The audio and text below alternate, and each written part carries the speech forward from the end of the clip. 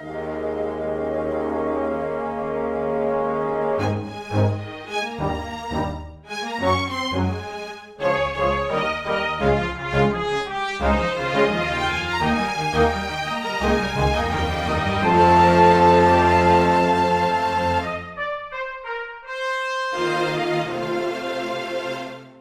everyone, and welcome to the 11th of September of 2019. My name is Nick. This is Chris.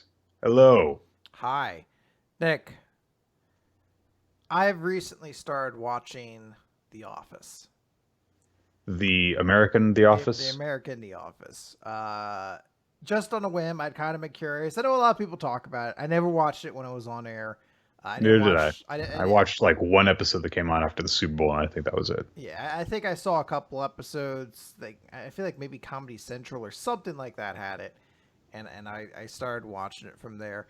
And there is a very unique experience when it comes to consuming a piece of media that was the biggest thing in its genre at the time. Like if you were going to talk about like a sitcom at the time, it was The Office. Right. And I'm digesting it now for a large part of it, I guess like 15 years after the fact. And there's some unique perspectives that kind of come along with it of, being, a decade past that and seeing how culture and things have changed and how things have moved. But the biggest thing is being like, now how can I subtly start up a conversation on Twitter to be like, hey guys, does anyone ever think that they're being too mean to Toby on the show? Like, I'm like, I really want this guy to have things work out for him. Does anyone else agree? Too far? Question mark, question mark, question mark. I guess it's probably more awkward to do that for franchises that were around when social media was a thing, but that you're late to it. If you go back a little bit further, then it's like, okay, we've got, a lot of people in that kind of social media circle that talk about geeky stuff, like, Star Trek. Yeah. Comic stuff, and it's like, well, yeah, if you want to talk about that stuff on Twitter, then whatever. But yeah, you're right. When it's a big, it would be like if 15 years from now suddenly you wanted to strike up a conversation about Game of Thrones. And it's like, well, you kind of missed the boat a little bit on that one. Nobody's really talking about it the same way anymore. And I should note, the only reason I'm watching it is exclusively because I was like, I kind of have a vague interest in it, and it's going to leave Netflix. And I can assure you, there is not a chance in hell I'm buying whatever fucking streaming service it's going to go to after this. Right. Was it NBC or? Because like every major station's going to have their own streaming service eventually. I'm not doing that. Fuck that noise. I'm not going to be following it where it goes after this. So I was like, if I want to watch it, now is the only chance I'm going to have. So I was like, let's get into it. And I'm enjoying it. I do think it's funny. Creed's the best character. Don't at me. But do at me so that we can have that conversation about Toby, actually. So I can be like, yeah, they're really mean to Toby. Like, I mean, I watched Parks and Rec. There was the whole Jerry jokes and everything like that. But they're really mean to Toby. I love Jerry. He's so nice. Anyway, it was a little bit of the same experience when a few years ago I watched Friends for the first time. But again, that was a series that was like, it was just old enough that it was like, okay, no one was talking about this. And also I was watching it with someone because Nicole had watched it before. And so we watched it together. And so like, okay, I have someone that I'm going through this together with and I can talk to about it. So, and anyway, Friends was kind of bigger than The Office just because it's like, there was nothing else to compete. Like Office started coming around once the other options were going in, but Office is right also in that sweet spot where everybody was generally watching the same things. Mm-hmm. Like I've heard people there wasn't so much stuff that you could have something that was considered incredibly successful, but a bunch of people had no idea what it was about. So AMC put out The Preacher. Mm-hmm. I have been waiting. I think it's on its 4th season.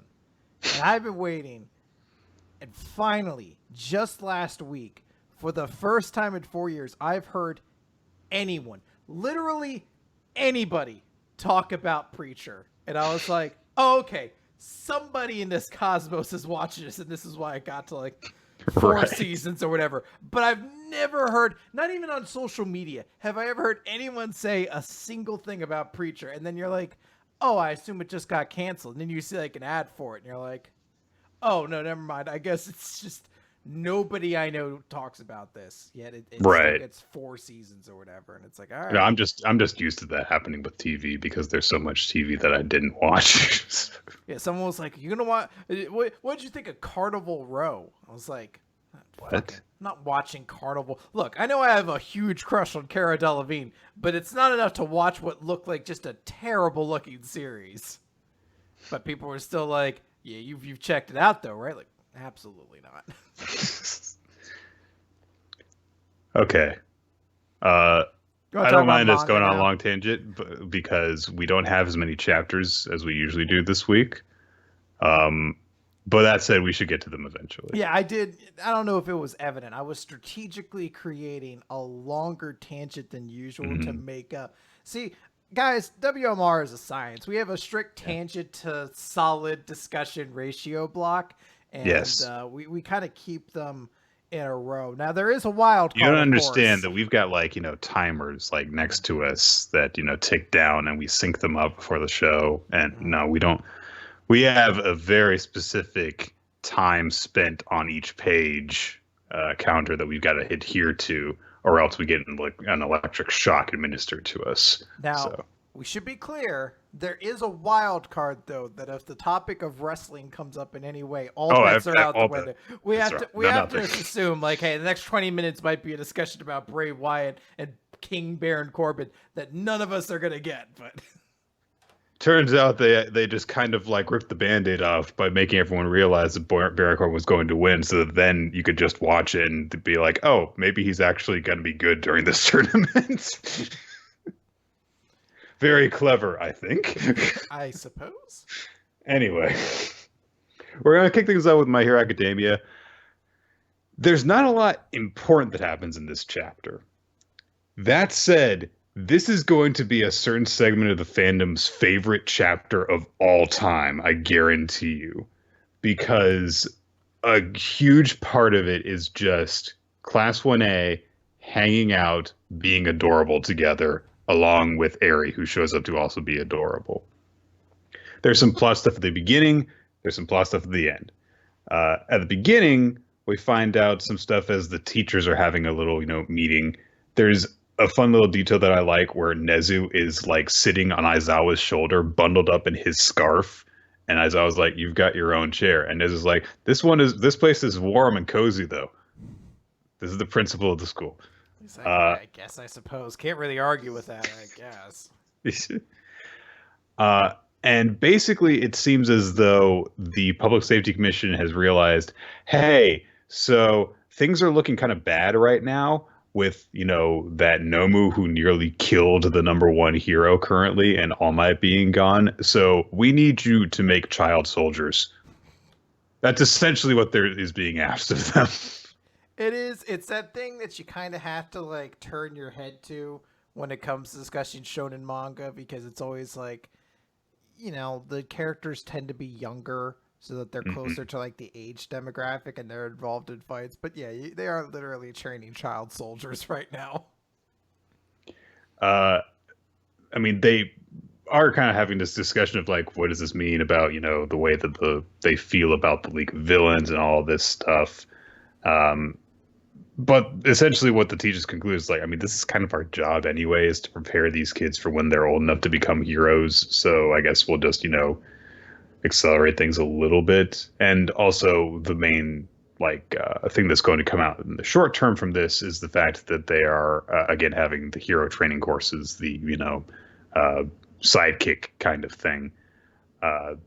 But it's going to be required of all of the students in the hero course this time, as opposed to them having the option of trying to do it. Then afterwards, Nezu has a phone conversation with All Might and Tsukauchi, and they bring up the whole spy thing again. Because they say like, yeah, the kids have been in the dormitories for 4 months. There's been no suspicious behavior from any of them, and so All Might concludes like, oh, then that means that none of the students are spying for the League of Villains. And Nez is like, yeah, well, yeah, the next time the League makes a move, if we don't find a connection, then yeah, that's what we've got to conclude. And All Might's like, ah, great, the kids in UA's hero course all have heroic hearts, and Nez is like, yeah.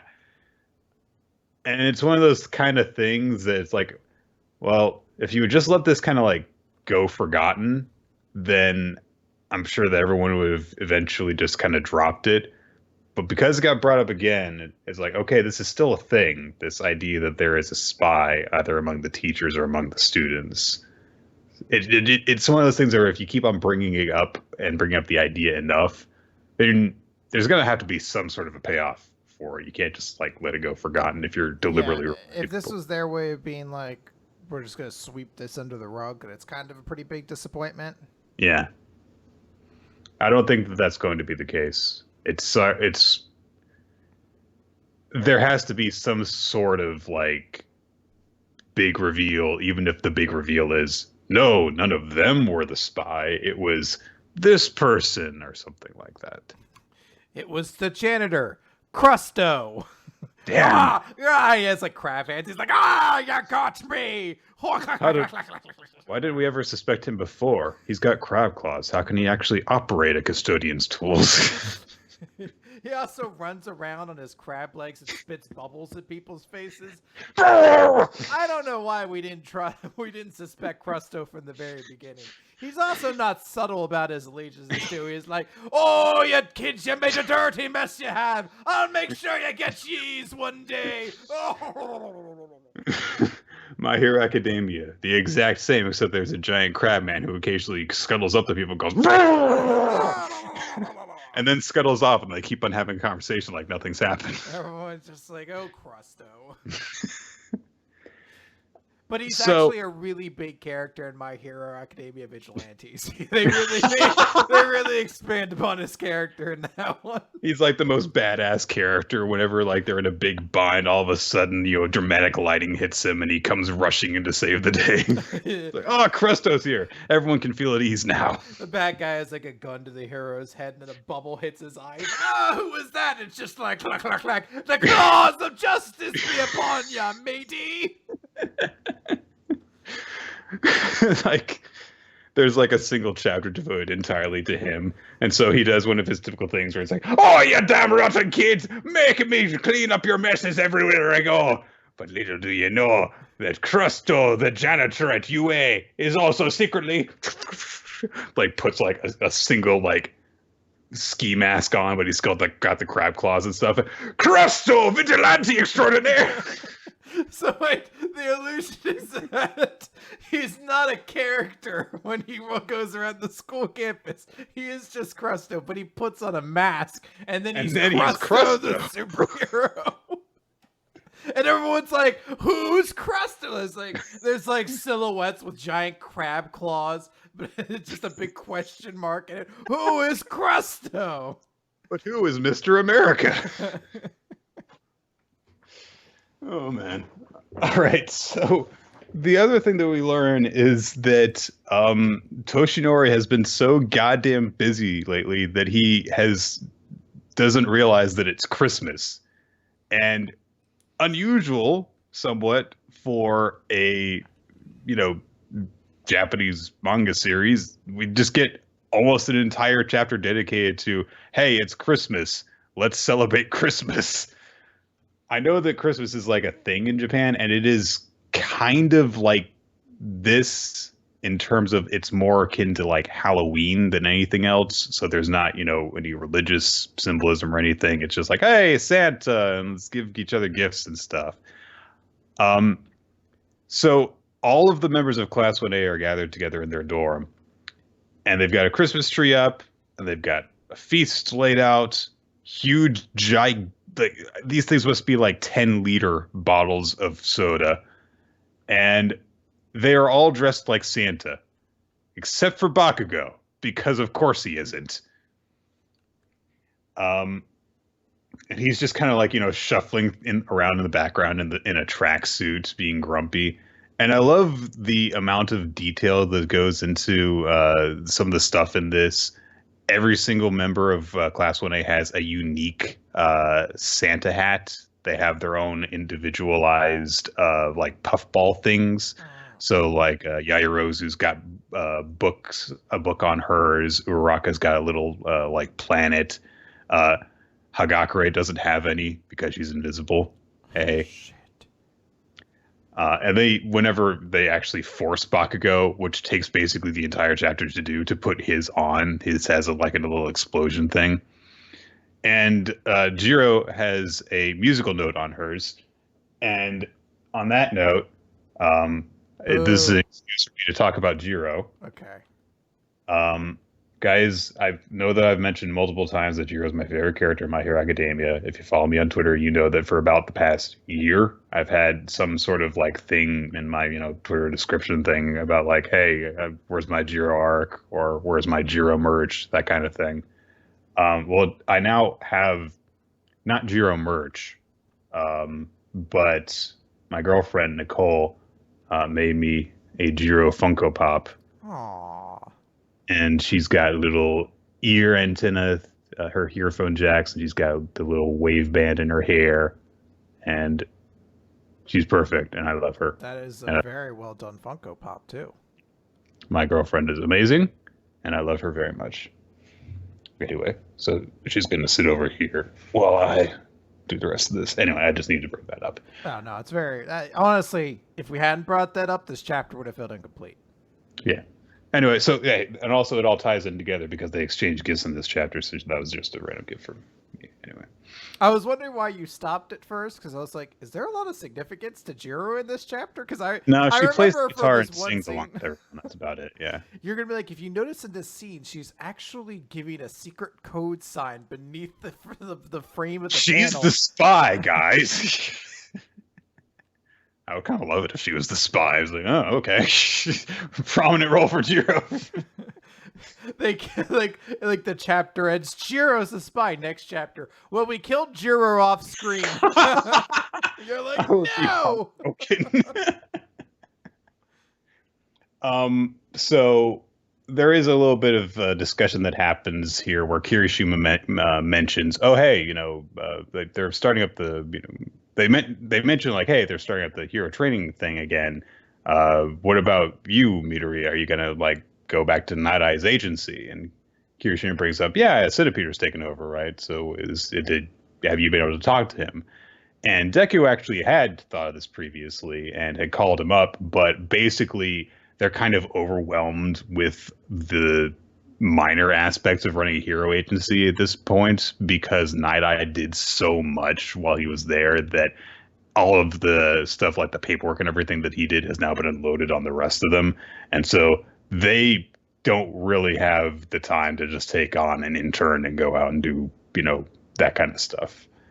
I mean, you could have him be an intern and have him do paperwork. I'm sure Deku would be good at that because he's a little nerd, but whatever. So anyway, it's a setup for why he can't do that. And also Gran Torino's busy with other stuff, so he's not taking him on either. And that's a setup for the end of the chapter. Meanwhile, as Bakugo is slowly being forced into the Santa outfit, he also has a bit of reflection on the hero agency thing, because we actually get to see more of the conversation that took place between him and Best Jeanist. If you recall, way back when they did all that stuff, a lot of the kids got to, do things, and Bakugo was forced to get his hair combed, and that was basically it. And we see that when Best Jeanist was like forcing him to, be neat and tidy and present a proper appearance and stuff, that Best Jeanist was also asking him like, hey, by the way, you're just currently going by Bakugo. What's your hero name? And Bakugo brings up that conversation from forever ago where they all picked hero names, and he was the only one who didn't get to pick one because all the ones that he came up with were rejected because King Explosion Murder and Lord Explosion Murder and Explosion Murder are not very good hero names. I disagree. But I disagree too. I think that King Explosion Murder is a great name. That does sound pretty dope. And Best News is just like, God, you're such a kid. But he mentions the importance of a hero title, saying that your alias represents your desires. It's the embodiment of how you wish to be. It's your ideal self. And you are still naive to the ways of the world. But I hope to show you that world. Once you've earned your provisional license in your second year, return to me. And on that day, tell me your chosen name. And of course, at this moment, Bakugo is aware that Best Jeanist is missing. He doesn't know that Best Jeanist was supposedly kidnapped and killed. I say supposedly. But it's interesting to have that little bit of reflection with Bakugo and to see that that experience did actually have an effect on him and that he does actually seemingly want to show Best Jeanist how much he has gotten to evolve and grow stronger as a hero and as a person. So nice little bit of stuff there. Mm-hmm. Sato shows up to the Christmas party. He has made a frickin' turkey. I think that's a turkey. Could be a chicken, whatever. Because he am chef. And then, Eri shows up, and she's in a Santa Claus outfit too, and Aizawa's with her. And then there's kind of a sad note that goes on here because she doesn't know her holidays because she's never gotten to celebrate them because she's been a prisoner to her own father her entire life. So she says trick or treat. Well, she says tricky treat because she's tiny and it's supposed to be cute. But honestly, whenever I see that panel, I just think like, oh, that poor girl. She's never gotten to do anything happy in her life. But she's like right at the age where trick or treat's like pretty dope because you're old enough to be like, I got a cool costume and I get to eat all the candy. You know? Right. Not like when you're like a dumb fucking 3-year-old and they just dress you up like a fucking Christmas ornament or some shit, and they're like, you could have 2 pieces. Mm-hmm. Mirio isn't with them yet because he's still in class. Deku notices that Eri's horn has gotten a little bit bigger. And Aizawa says that she's apparently been progressing pretty well. She's been happier recently, so that's nice.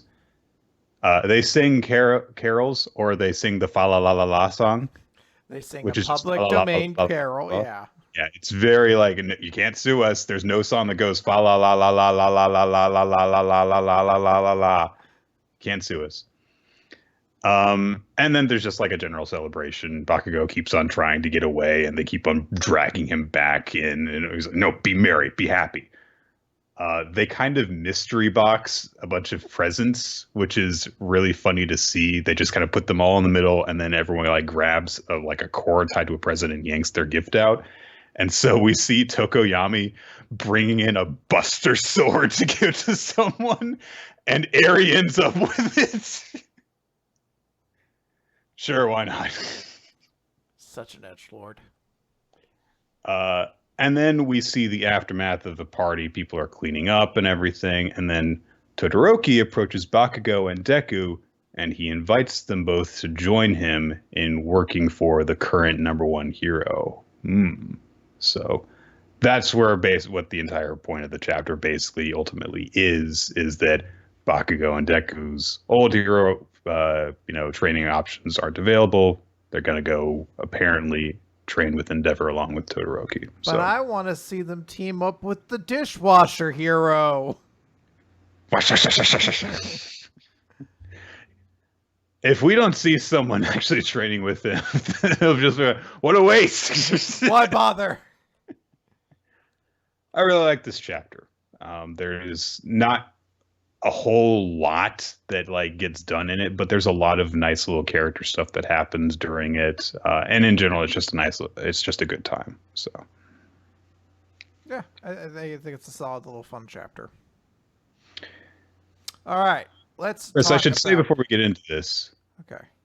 Eden Zero has, I realized today, been one of the series that I've been looking most forward to chapter to chapter for about the past month. Just because I'm actually interested in what happens to Amora and stuff. Oh, okay. And this chapter didn't really do a whole lot in that regard. I was gonna say, well, I'm glad you shared that detail with me. You're wrong and you should feel bad, but I'm glad that you felt the need to share it, and I support you in that. So let's talk about Eden Zero. Nick can't actually talk back to me right now because he unplugged something and he's trying to plug it back in. So I'm just going to sass him up and down until he gets it back. And now we're going to talk about Eden Zero, Chapter 60. Until the day it changes to What'd you say about me? Nothing, Nick. Anyways. Somehow unplugging my microphone also unplugged my headphones, so I just wanted to make sure that you weren't saying anything. Nope, definitely not. So Shiki wound up smashing his way into the big fucking base, and everyone's really shocked. It's also weird because Baku is like, Ether Gear? You mean he could use that magic power that Draken uses? And I had to stop. I'm like, is Aether Gear supposed to be really rare?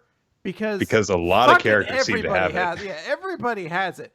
The main core cast of the Eden Zero all have Aether Gear, even though Rebecca's hasn't fully. The only ones that don't have Aether Gear, I think, are the androids, and they have other powers anyway. Yeah, so. And so it's like everyone there has it.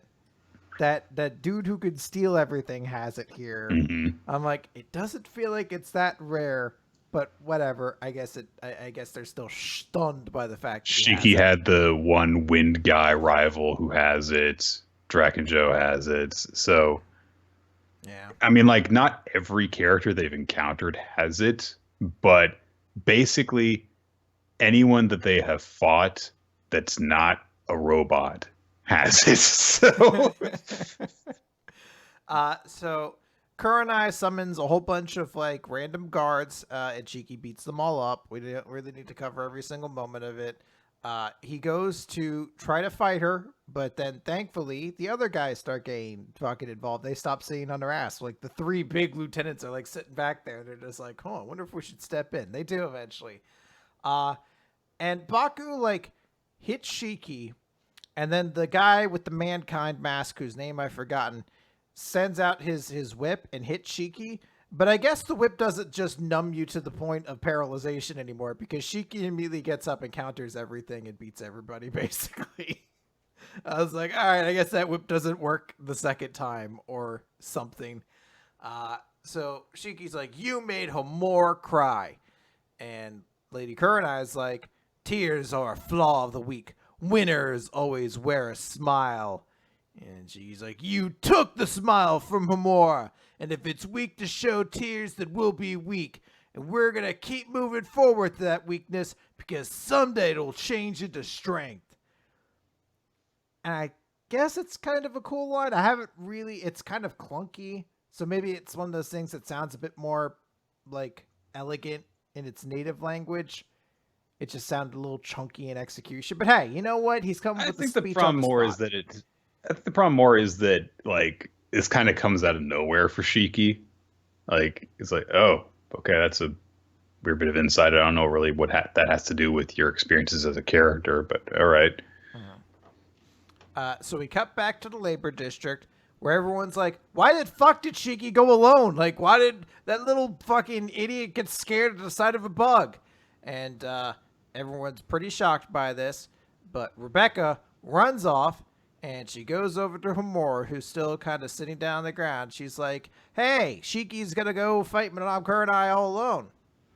And we get kind of a montage of all the various moments that Homura was like, can't wait to see my fucking master again. I'm gonna see my master, gonna find her again.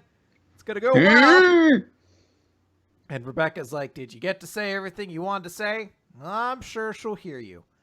Go on, say your mind, just like you always do. I'm sure your feelings will reach her. And we cut away, because we haven't solved all that yet, I guess.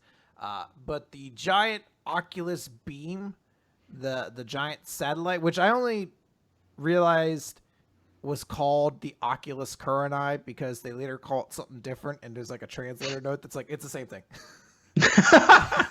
The Oculus Kurenai is malfunctioned. They're like, holy shit, what's happening? And then Draken Joe's like, cool, it's mine now. This takes me back to when you came crying to me begging for money, and now you're this tacky old hag. Well, all your base are belong to us. And he's taking control of it. He calls it Satellite Plays. That was where the confusion was. It was there's this little translator note, and I was like, They're the same thing. I was like, all right, I guess he just renamed it in the moment. He's like, new branding. Got to get my name across here. Like, it's not Branding's important. And Madame Kurenai is really upset, but she may have an ace up her sleeve. And she's like, all right, you want a war? Then unleash the Kurenai Dragoon. That will destroy the labor district and drag it along with it. And we just see the eye light up of what appears to be a gigantic mech robot. There are a couple of bits in this chapter that I do like.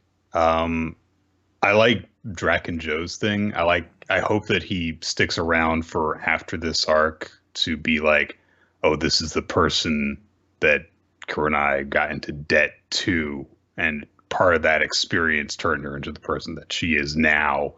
I think that that's more interesting than Kurenai herself has been thus far, because it really seems as though like, oh, she was just like bad. And the conversation between Rebecca and Homura is a lot better than the thing that Shiki said to her as well. You mean if somebody's in trouble, I shouldn't walk up to them and be like, you're going to be fine. If someone's grieving to death, I shouldn't walk up and be like, I bet your dead friend would have made a great friend. Anyway, stop sitting there crying and be stronger now. Stop. I'm sure you'll get over it. Bye. But all the stuff with Shiki is like, okay, the fight's totally uninteresting. Every villain in this arc has been so far beneath Shiki that I don't know why it's lasted this long in terms of like practicality. And I'm kind of surprised to see that Kurenai is as strong as she is, that she can just take a full power punch from Shiki without blinking, when we don't really have an indication of what makes her strong. And it's not a matter of like, oh, she's a woman. I said, no, it's that she was, helpless and destitute. Everything about her seems to suggest she got her money and power through politics, not through any physical strength of her own. So they would need to explain something like, oh, once she ascended to power, she put cybernetics in her that gave her some power, or I don't know, she's been paying the world's strongest martial artist to personally train her, or something like that. Yeah, she used her wealth to accumulate physical strength as well, or her like kimono gives her super strength or something like that. So, and it was weird to have, like, I was expecting it. I was expecting, her to be able to fend off Shiki because she is the villain of this arc. But it was just kind of weird that she did it and then nothing was said about it. That was the awkward part about it. So next chapter, she's going to reveal that she does have money armor, exactly as you said, Nick. Yeah, it's just, like pennies. Yeah, she's got thousands of pennies. When the anime adaptation comes out, Shiki will punch her hand and there'll be like ka-ching. Yeah. Oh man, it's gonna be nice. There's gonna be a bunch of sound effects from the Scrooge McDuck cartoon they can use for that. Then they're like, hey, give us some of those sweet jumping into coins sound effects that you guys have over there, as Scrooge McDuck does every episode. They're like, that's in the theme song. And there's no sound effects during that. It's music playing. Also, the show isn't called Scrooge McDuck. You know that, right? Look, we did no research for this whatsoever. Look, just give us a goddamn sound effect. Gimme. Also, by the way, DuckTales, the newer series, is very good. Highly recommend it. I have no idea where to watch it. So, let's move on. Beast Children. It's supposedly a chapter about how great Yukito is, which is why it ends with him getting his ass kicked. He's very good. He loses. It's so weird, and it really shows you like just how like fast-tracked this series is getting towards cancellation. This has got to be like done at chapter 18 kind of thing, because we have this big thing that shows off how great Yukito is and how his whole thing is that he wants to disappear. He wants to vanish from people's sight. He wants to be erased from the field. And so his technique Snow Dancer, his Devilback Ghost is he wants everyone to forget about him. He wants them to not touch him, get dirty, and if he gets dirty, he'll stand out. So I must stay pure white while I do my work, and then I'll disappear. Oh, but his rival doesn't take his sights off him. Sakura sees him and tackles him and strips the ball away and gets a fumble recovery. And almost scores off of it too. Like the big note is that they're down by 2 scores. And time runs out in the half before Sakura can get a score off of the strip tackle. But it's like, I can't be touched. Gets touched a lot. There's also some weird kind of imagery that goes along with it because there's they set up this idea of kind of a temperature based gimmick to him because he's just it's getting colder now. Nobody can touch me. I'm getting so invisible. I am a snow person. My snow dancer moves across and then he gets tackled. Fade away into the pure white. I can't get dirty or I'll stand out against that pure white. And then he gets tackled. He's like, looks like today is going to be a scorcher. And you're like, that's lame. Everybody should point back. That was lame, buddy. What are you doing? Come on now. Are you trying to be some sort of stupid warrior poet? Fuck you. You're not nearly as cool as I thought you were. You're like Sakura's like, if you're my rival, then I don't even know why I'm playing this stupid sport anymore. Just walks off the field. He's just like, why are you talking like this all of a sudden? He's like, well, I recently started getting into superheroes, and I decided I needed Oh, God damn it. I needed a supervillain gimmick. And I was like, who's the coolest supervillain in all of comic books who doesn't get enough attention? Chilla. And they're like, I guess the Weather Wizard? Is that what you're getting at? Because he's not. I don't know how to tell you this. The Weather Wizard's intentionally kind of lame. And he's like, oh, no. I don't know if he is. You think about it. He watches that one episode of Young Justice where all the cold-based villains team up together to cause a big worldwide winter disaster. And then he's like, but what if there were an ice-themed villain that weren't one of them? Just it was a level below Captain Cold. What if DC had a 5th ice-based character? They do, Chris. What if they had a 7th? So I wonder if it's if there's, because I imagine there's some kind of Bible when it comes to creating DC characters and writing stories for DC. They're like, hey, these are the things you can and can't do. If you create a new character, these are the things we need to avoid. So we don't don't build upon the parents died, they became a vigilante because of that. We got that covered. We need to do new things. If there's a rule in there somewhere, they're like, if you're creating a new hero, make sure they have an ice-based villain, some kind of someone with an ice gun, maybe, or maybe they just shoot ice out of their hand. But make sure ice is prominently featured in it. I don't know. My guy's a galactic superhero. They're like, what if he fights an ice-based planet with little ice people that shoot ice on it? He's all right, fine. I'll name my character Joe Chills. Well, the name's taken. It's not an ice-based guy. I am stunned that they have it with how fucking often they go back to the well of the fucking Batman mythos, that there has never been a storyline where Joe Chill becomes a supervillain and actually gets he steals Mr. Freeze's chill gun. He's and he makes him into 2 dual pistols. And he's like, I am Joe Chill. Choo choo choo. The most recent story that I've heard of that involved Joe Chill was an episode of Brave and the Bold, and he was still just a random crook. So that's the best way to do it, but I'm stunned. In an impressed way, because comic books seem to. Because Batman's got an 80-something year history. Yeah.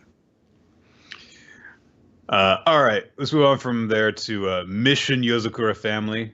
It's Mission 3, Feelings. Tayo has a nightmare about a huge, scary, shadowy guy holding Mutsumi hostage, and he's going to kill her. And he's like, you're so weak, you can't even rescue one girl. Of course, it's all just a dream, and Tayo wakes up, and he goes to one of Mutsumi's siblings. I don't know all the characters' names yet, but it's the magical girl-looking girl, who is doing something with a dumbbell. I'm not sure exactly what she's doing. I think she might just be twirling it around in her hands, but it's dancing all around her. And so Tayo asks her to help him to get stronger. And she's like, well, I mean, we're intending to train you, like, because if you're going to be in this family and you're going to be one of the members entrusted with protecting Musume, you've got to get stronger. But you're a normal person. Your training's going to take time. And Tayo's just like, well, but I've got to do it. I've got to get stronger quickly. I mean, if I do it that way, then it's going to take too long, and I'm not going to be able to protect Mutsumi. I mean, I could have died during the bomber incident, and Mutsumi would, die too, and so I've got to get stronger for her sake. And the magical girl throws him around a bit, and is like, "Look, I'm incredibly talented in all these forms of martial arts. I started training when I was 3 years old. I went on my first mission when I was 6 years old. I have this ridiculous bloodline talent, and it took me 3 years to get strong enough. You're a normal person. You will need more time in order to get strong enough to actually go on missions and protect her.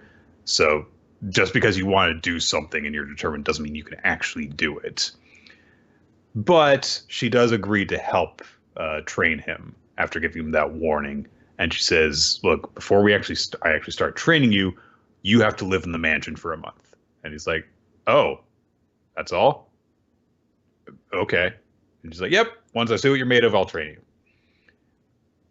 And immediately he falls into a pit trap. And he has to catch himself from falling into a spike pit.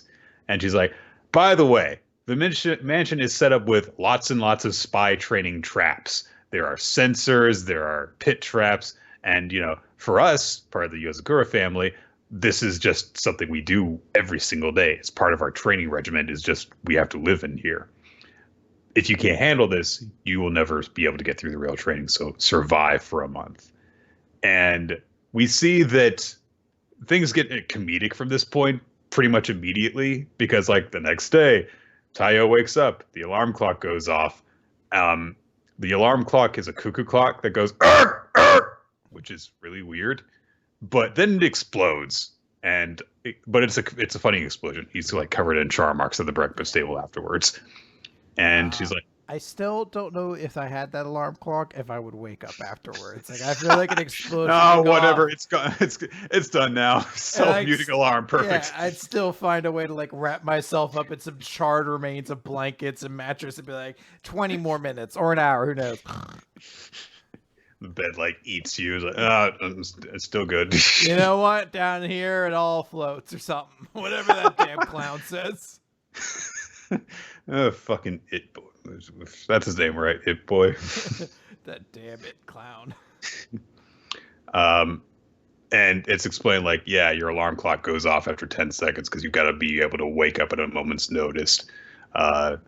All sorts of different training things happen. So, and they explain that, like, by the way, all the traps in the house are controlled by a computer. Once you are able to clear the traps, you'll be recognized as a member of the family. You won't have to deal with them all the time. At that moment, however, Tayo starts getting stomach pains, and they have to explain, like, yeah, meals are part of training too. Everyone's meals except Mutsumi's have a little bit of poison in them. It's just enough to cause diarrhea, but you've got to build up that poison immunity. Anyway, the bathroom's over there. There's a huge combination lock on the bathroom door. So there all sorts of stuff happens. Like every time that he tries to go into the kitchen, machine guns pop out of the refrigerator. If he tries to take a shower, the faucet tries to drown him. When he goes to school, even, he's given this incredibly heavy weighted clothing. But over time, Tayo does manage to slowly get able to deal with stuff until 3 weeks pass, and he is basically managed to master almost everything, but he still can't get that damn combination lock on the bathroom open. So he's probably been just shitting his pants for the past 3 weeks, I guess. They seem to suggest that what's-his-name's opening the door for him, but it is far funnier to imagine he's just shitting himself over and over again. You imagine just this guy just go, "Oh, no, no, no, no, no." Never mind. You know what? It's fine. So a lot of the siblings are very impressed with his progress, but then all of a sudden, Tayo collapses in the middle of the hallway. So he's rushed to Nao's room, Buckethead guy, and who does a little bit of help with him. Magical girl realizes what's been going on and peels off a layer of skin which reveals that it's been covering up a whole lot of wounds that he's accumulated over time. And she's like, "Look, I knew that you were doing something fishy here. You've had abnormal results. That means that you used abnormal methods." And essentially, the other siblings have been helping him do different things. He's been getting, training with one of the siblings. He's been getting taught how to analytics by another, and then Nanao has been actually patching him up, and the disguise guy Kengo has been covering up all of his wounds with the fake skin. So she is upset with them for like, look, come on, you're assisting this guy in killing himself, basically. What are you doing? She chops Tayo on the face the same as Mutsumi did in the previous chapter for being an idiot and progressing ahead this way. And she says, look, if you want to protect Mutsumi so much, you have to protect yourself first. If you can't take care of yourself, how can you possibly take care of someone else? So she gives him a little guide to code breaking, basically code breaking for dummies, and is like, look, this is an old book of mine. Study it while you recover. If you plan to keep training here, you can't just take shortcuts to get through this part of it. You have to actually do things properly because you're not going to be able to cheat your way through the rest of this. So it's a good lesson. She does have a little compliment for him afterward, which is that Tayo's feelings for Mutsumi are clearly the real thing. They're so strong that they have carried him through all of this. And she looks up this little video on her phone of herself when she was younger, training with Mutsumi and her weird hand techniques and stuff, and like playing with her little sister. It's like, oh, that's sweet. Hand techniques, Nick. Like all the ones Kakai taught to Jumanji. If there is a moment, because it seems as though all the siblings are going to, like, History's Strongest Disciple, Kenichi style, train Tayo up, then yes, she will have to teach him all of her hand techniques. So. I'm glad that finally happens in Jump.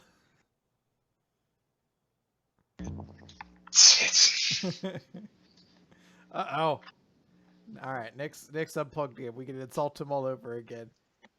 Nick smells, everybody. He's a big jerk. Nobody likes him. Oh, wait, no. Actually, never mind. I think you can hear us. Okay. Can you hear me now? Yep. Okay. Can hear you. All right, good. It didn't make a beep when I plugged it back in. The full month has elapsed, and Tayo is able to get through the door into the bathroom, and everyone celebrates with him because that's the last obstacle. He has managed to get through all of them. And his little wedding ring thing starts to glow, and Futaba, that's her name, explains that it is made of a special alloy that reacts to the house's computer's electromagnetic waves, and thus this is an acknowledgement that he has been accepted by the computer as a member of the family. So she's like, good job, now you get to train as a member of the family. And Tayo's like, all right.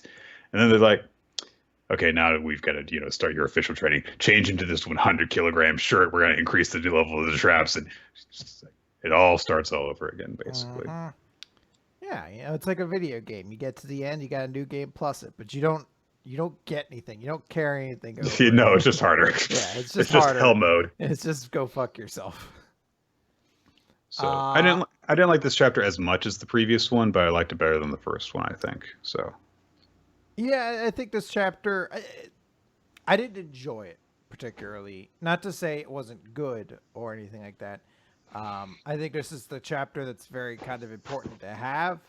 Mm-hmm. But I feel as though the main crux of it was kind of already handled last time. And I am I'm starting to get a little concerned right now about Tayo's character and how kind of generic he feels. I think he's admirable in a lot of things, but he does feel like he's becoming one of those protagonists who's just a self-insert, where he doesn't seem to have a ton of personality on his own. So I still dig it. I think it's a sign. Not my favorite chapter this week, but I think it's still solid. I think that in order for Tayo to have more of that unique identity, there's got to be more of the one that he had in the first chapter. And the second one did kind of say, like, yeah, we're kind of putting that to the side so that he'll have more normal reactions in the situation that he's in. But that was the most interesting part about him, was that, paranoia he felt about losing someone. So he would push everyone away in order to avoid having that feeling. But I'm sure that we'll find out more about him with time because there's going to come to be a point eventually where it's like, okay, we're going to have some introspection with him as opposed to just like, look at this wacky situation he's ended up in. He's going to just be normal now. So now the question becomes: we got through 3 chapters of a new series. Do we continue reading it, Nick? I would certainly like to. So. And I say no, so no deal. And ban it from the... No, we can do it. We can keep reading it. But on the sole condition that no matter how bad it is, we also continue reading Spirit Busters all the way No. to the end. Come on, Nick. You're like fucking Sony. You're not going to come back to the table to talk Spider-Man with a better deal? What is this? Just a hard no? All right, fine. You get 2 more weeks of it. Come on. This is one of the weeks. Mitama Security Spirit Busters. Code 2. Slam. He fights a basketball spirit that's come on and slam. And welcome to the jam. Honestly, come on and slam if you want to jam. I think I would have been more entertained if I just listened to the original song without any like weird like mashup, which is honestly the charm of the song. Just the original song would have been a better use of my time. Having listened to it again for like the 5,000th time than experiencing this chapter for the first time. Like,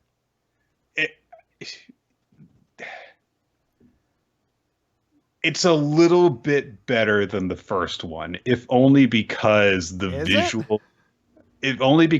visual of the basketball ghost spirit taking his like spirit gun blast and then dribbling it between its legs is a little bit amusing. I was gonna say that is the sole moment that got like a chuckle out of me is when he fires his beam and the basketball spirit just grabs it and just starts dribbling. It's like, all right, that was a little amusing, but then it just stops being funny very quickly. I am so sick of the main hero's shtick, and it has been 2 chapters. So, but Nick, at the end of the chapter, her heart skips a beat, so she has feelings. I don't know why. Okay, she has feelings for him. She doki dokis for him, and I don't get it. Well, I do get it because he's the only person. He's like, it's good you had a spirit sense, and she's like, oh, nobody in my life has ever treated me that way. But I can't imagine like a less interesting relationship than the weird ghost dude and the girl whose defining personality trait is that ghosts follow her. Yeah. And the guy keeps on saying security, and it's just like it's not like a pun. You have to give it to them, Nick. They are trying, all right? They're like, fuck, man. We translated this shit from Japanese. Fucking just let us have this. No. All right, fine, I guess. Like, I understand, but like, it's just, it's one of those things like when you're reading the subs for like a fan translated anime and they have to be like, Nakama means friend, put an asterisk next to the thing in the subtitles that they have just left exactly the same. And then at the top, they're like, oh, this is what it means. They're like, why didn't you just translate? They're like, well, the nuances of Nakama actually go far beyond what friend companion. is. They're like, truly the best way it can be described is a person on your ship who is like a friend but is closer to family, but is unable to be referred to as such. And it's like, right up there, it just says Nakama means family. So why did you just like leave it here to say like Tachi? Well, Tachi means plural. Was like you could have said, him and the others or those guys or something like that. No. But it's very, nuances of Tachi, So I can't tell if this has ever actually happened or not, but has there been subs that leave kawaii unsubbed? They leave it in there in Baka because they're like, well, everyone knows these. No need to translate those. Yeah, because especially if it's like something that a character will say frequently, then it's like, oh well, we're not going to translate the catchphrase. That would be heresy. So, I mean, they say that, but at the same time, there are moments where I'm like, today's just been one of those yare yare daze. and then I Yare yare days. and then I lean back and I do the pose. But you've got like this big like triumphant smile. It's like, hey, I did it. And everyone's like, what the hell are you doing? And I'm like, why doesn't everyone in my life understand every JoJo reference? And then cry. It's everywhere. And then you do like a sad JoJo pose. You're like, oh! I'm like, oh. As I run away, I'm doing. Oh. Oh man. All right. Chris, let's talk about Samurai 8. Let's do it, Nick. What happened in this chapter? I read it twice, and both times my reaction was just like, well, that was stupid. Well, there's a lot of explanation. I guess this is the thing that they're like, hey, maybe this is a mechanical play upon the future. But I think there's like, 3 pages solely devoted to explain how, like, well, a samurai's power can also heal themselves. I'm like, okay, like, every fucking anime with powers really, like, kind of does this, you know, like, didn't really need, like, a gigantic explanation, but they're like, well, hold on, it gets a little more intricate than just healing. You see, samurai are very good at 2 things, uniting things and splitting them apart. And it's like, I don't... Wow. Why can't you just say they could heal themselves with their samurai powers? Why does this have to be way more complicated? Well, Chris, but before we get into that, we have to go through all the hilarious jokes about Hachimaru not being able to close up his head because his face is all scrawny and gaunt from using all of his strength. And he just looks like that, and it's funny. It seems as though... Because, again, I don't really know how this world works. People's skulls open up, they pull their spines out, they become samurai, and it seems to be fine. How more people aren't kind of horrified at the idea of, like, I don't know, I'm seeing inside the person right now. Yeah. I don't know how biologically they work anymore because they don't seem to have any of the innards that I have, but I'm still having to face this body horror and happening right before me and I have to be kind of nice to him because I'm his princess, so, you know, I can't really, like, scream or anything because that'd probably be weird, but, like, I don't know. It's crazy. The one part of this chapter that did kind of, like, make me like, oh, that's a little funny is that, you know, because Anne's like, oh, you need to regain your strength. So do you need here? I'll make food for you. Is there anything in particular you want to eat? And Hachimaru's just like, all this stuff, and it just names like all these, you know, fish dishes and stuff. And she's like, oh yeah, I got this. Yeah, don't underestimate me. And she goes over to the computer and she's like, how do you make all this stuff? It's like, okay, I relate to that. You know, it's like, I got this. Google how do I do this thing? You know. It's sort of like the telling story of this manga that you're like, On would be a really fun character in like something any else. other series in this.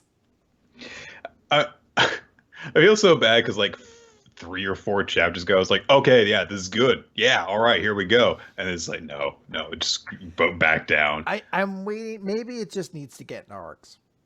Like if it gets into its arc, my worry. I don't know if that's going to happen actually. Like I know that we keep saying it's like, oh yeah, you know, Kishimoto's attached to it. They'll give it time, but it's like, from what I've seen, apparently it's not actually doing that well in the magazine.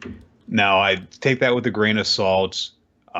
In terms of like what you're going to see from it, you know, you never know, like just based off of like the stuff that is publicly available, how well a series is doing. You never know. Yeah. Like, maybe the first volume is going to sell well or something, or maybe I forget if it's like, would it have come out by now? I think it would have.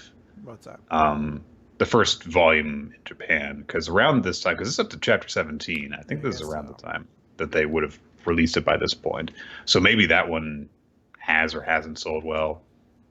If I get a chance, I'll try looking up the sales figures. But so, and that tends to be a big deciding factor on, you know, if it's got to get canceled early or not. And hey, maybe this has just not been doing well, and maybe we're not going to get it for much longer. And honestly, like for as much time as it is spent digging its heels in to be like, here is more information about how samurai work, then it will kind of be completely earned. It's getting really frustrating how much time is being spent on this stuff that I do not care about. My worry is because my thought is like, all right, once we get into an arc, they won't have to fucking explain how samurai work anymore. My worry is they're gonna get to this arc and they're gonna be like, "Let me explain to you how the auction system on this Oh planet no. works." It's just like Just Hunter x Hunter with cyber samurai drapings and way less interesting personal drama. The villains have a conversation, and their master, who is up on Skull Mountain in the sky, says, "Go in person, follow them." That's it. Then we see our new characters in the series, who are the characters that were named in the title, Kotsuga and Ryu. They're thieves, I guess.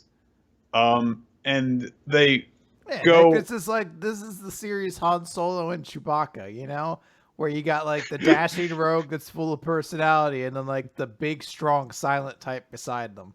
Except this big, strong, silent type says a lot of stuff too. And it's the only one whose personality is even remotely interesting. Well, because he's just, like the little guy is just like, oh, come on, let's do this. And then the big guy's like, you're kind of an asshole. That's essentially their dynamic. It's like, what are you talking about? Anne's walking around. I don't know exactly what for. She just says, apropos of nothing, while she's walking around with Hayasaka. Yeah. It's like, now I'll be able to expand my repertoire for Hachimaru. I guess she went grocery shopping to get all the stuff for their food. And then a mysterious masked and hooded figure approaches her and calls her by name. And she's like, do I know you? And the mask drops down. Oh, it's Hachimaru. He's got new digs. They honestly do look a lot better on him than what he usually wears. It's weird that we get like, hey, it's a costume change at this point in the series, but it's like, hey, all right, that's a lot more, visually striking and simple and easy to get used to. So it's also, I don't know if it's telling or maybe I'm just bad at finding design, but I've been far more interested in the design of goggles which hook onto his ponytail and slide around his face than any of the samurai shit in the series. Oh yeah, all that technology seems kind of lame and I'm not really into it, but those goggles, that's kind of dope. You should build a series based on that. Hey, if this guy had like Adam's glasses from Deus Ex, which yeah, totally. And thinks that Hachimaru looks fucking hot, apparently. So there's that going on. Mm-hmm. But Hachimaru still can't untie his hair without his face flopping open. I guess this is a plot point now because it keeps on coming up. Anyway, Dharma gets an alarm that intruders are on their ship now. So he heads back to the ship. Anne and Hachimaru show up at the same time too. And it's the two thief guys are there. And they introduce themselves as Kotsuga and Ryu.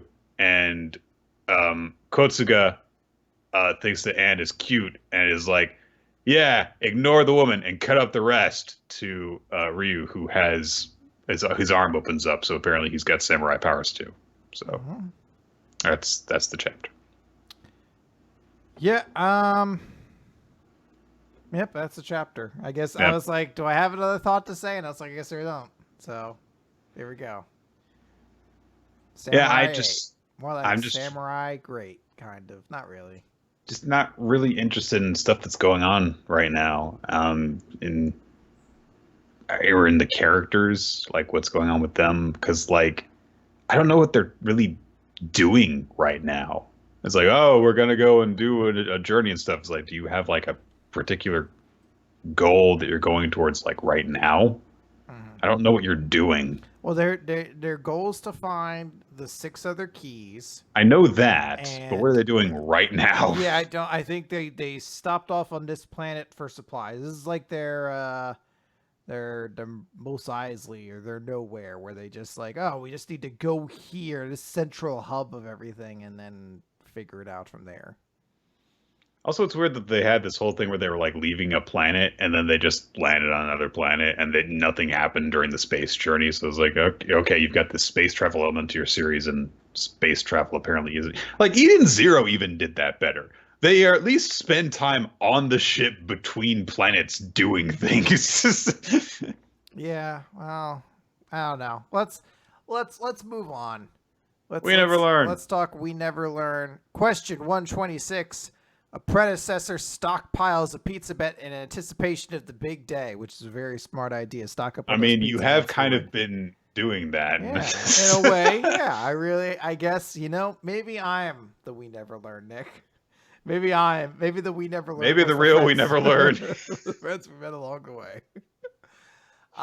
So this is an Asumi chapter, and it starts with her gain a drink out of a vending machine, but it's like ding ding ding, you win, and she gets 2. And at first I thought this was her mom, but after a little bit I was like, I guess it's just one of the other women who work at the maid cafe. Because she calls her by name. Yeah. So she's like, yeah, no, you just won. It's really cool. And she's like, and you see Asumi looks a little conflicted, and she just pushes both the juices over to her, and she's like, you take them. It's like, oh, really? Why? She's like, well, I don't want to use up any of my luck. I'm trying to save up all of my good luck to get questions I'm good at on the exams. And her friend's like, it's kind of adorable, She's like, oh, shut up. Fuck off. You can't. She didn't say any of that. She just says, oh, please. But in my mind, she's like, shut up, you stupid whore. Don't you fucking patronize me, bitch. I'll slice your goddamn tits off. She like takes her scarf off, and there's like an assassin's belt in it. It's a scarf lined with garrote. So Yuega shows up, and she's like, "Oh, hey, how you guys doing?" She's like, "Oh yeah, what a coincidence to see you there." And Asumi's waving, and we see a meter pop up on the page next to her that's like, "Bloop," but she's like, "Oh, I felt like my score just decreased." And her friend's like, "Gotta go do some shopping. You two have fun." So she books it out of there. And she's like, no, wait, you've got the wrong idea. Oh, fuck it. So they go head off, and they pass by one of those lottery machines where it's like just kind of like an octagonal thing that you turn it, and then like a ball comes out. So they're like, I guess we'll do this. Like, yeah. And I love Yuega. He's such a sweet boy where he's like, I hope I get something practical out of this, like tissues or toilet paper. That's what he wants, is something like that. Yeah. He just wants something that, will be worth the amount that they're spending on it, basically. Because he got a ticket from his mom for it. So he does it. Boom. What do you know? It's the big winner for a grand prize of free congratulations ding, ding, ding, ding, ding, to Doha-chan Land, which is that fish doctor that Asumi really likes. Mm-hmm. And Yuega's like, wow, crazy. Well, here, you take these. They're good for half a year, so you can go when exams are over. And she's like, wow, really? And she starts to grab it, and the meter for her luck starts plummeting. She's like, no, I can't take it. You just take it.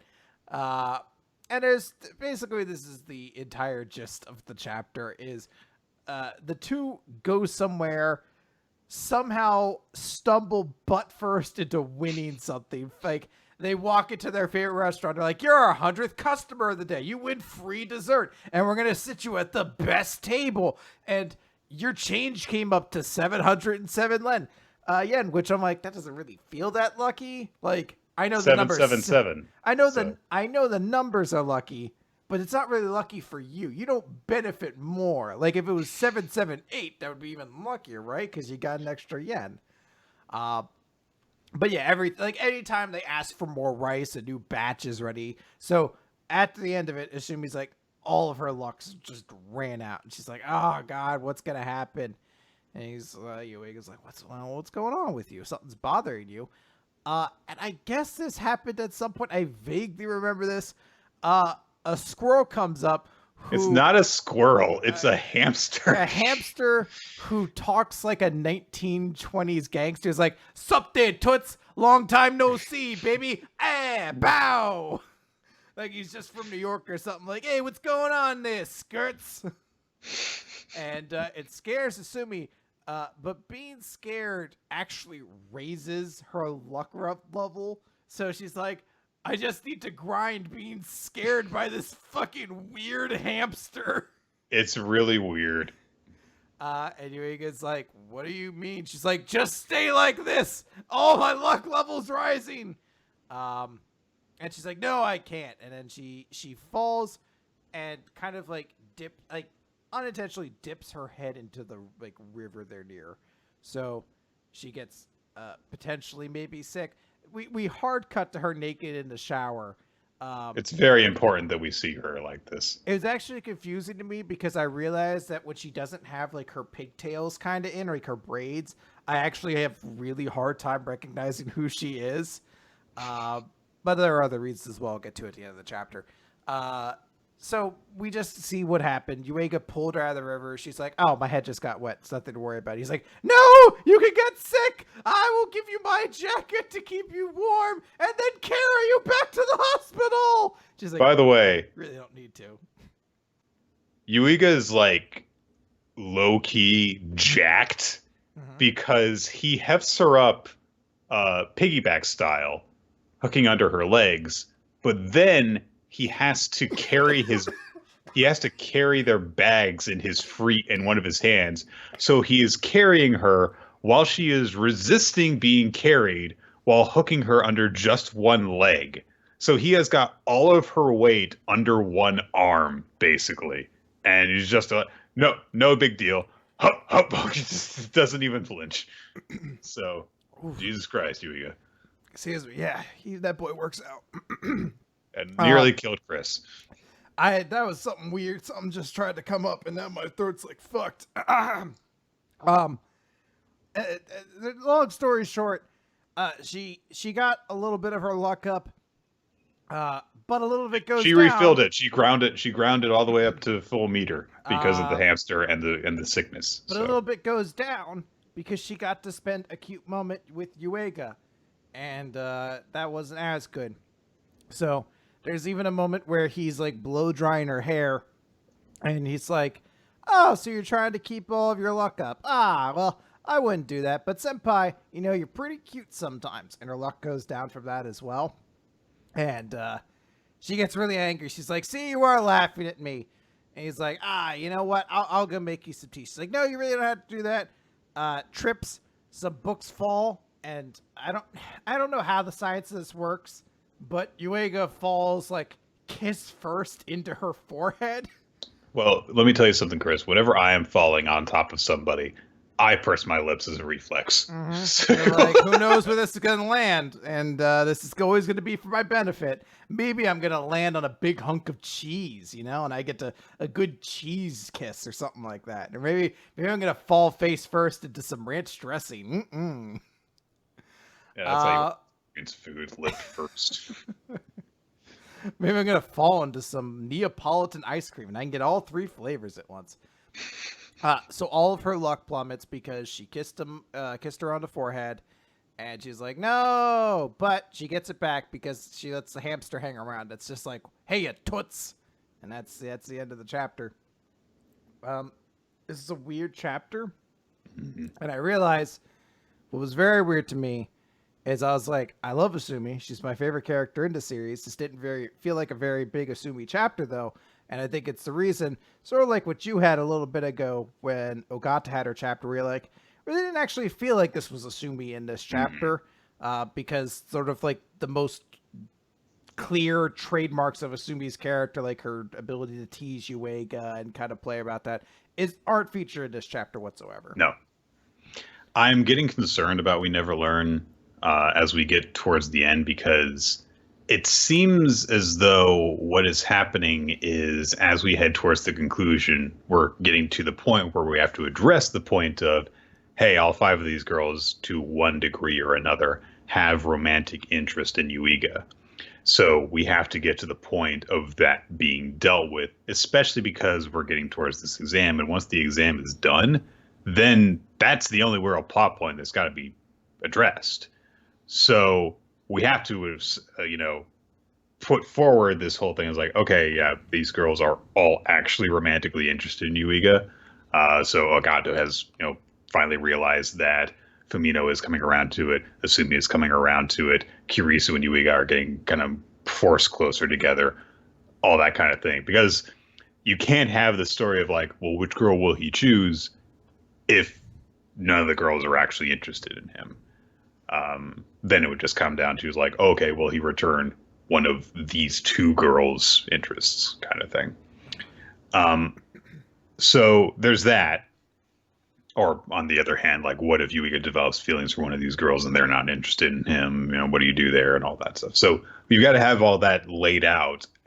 But in order to do that, it feels as though focus is being taken away from what sets the characters apart from one another. If it's just a matter of like, well, they care about Yuiga and that's what's being addressed in this point. So, and that's kind of a big thing that about why we have enjoyed about the series is that you've had these characters that have had all of their own strong motivations for wanting to do things in their career, in their lives that have nothing to do with just their love for somebody. Even Uruka, whose big deal from the start was just that she already had a crush on Yuiga. She had this big dream of hers that she was working for, and she had all this stuff that established like her dedication to it and stuff like that. And the most recent chapter focusing on her was one of the more recent ones that actually felt like her, felt more natural, because you didn't have to, you know, hardline push forward the idea of like, she loves Yuiga, and so we have to kind of forget everything else in order to make sure that the reader gets that. And the more that we do it over and over again, it's really kind of grinding on me a little bit, because it's like, all right, can we get to the point? So, yeah, hopefully the next chapter is a little bit better. We shall see. also, in the middle of that, we wasted a full chapter focusing on Yuiga's sister, and it was like, great. So, let's talk Dr. Stone, Chris. Time to get stoned. Z equals 120, top secret. Secret is spelled with an A, like the sea, the ocean sea. And there is a big Keller page of Kohaku looking more pinup-y than I think that she has in the entire series up to this point. Also, there's Ginro in the background. Yep, with the pineapple.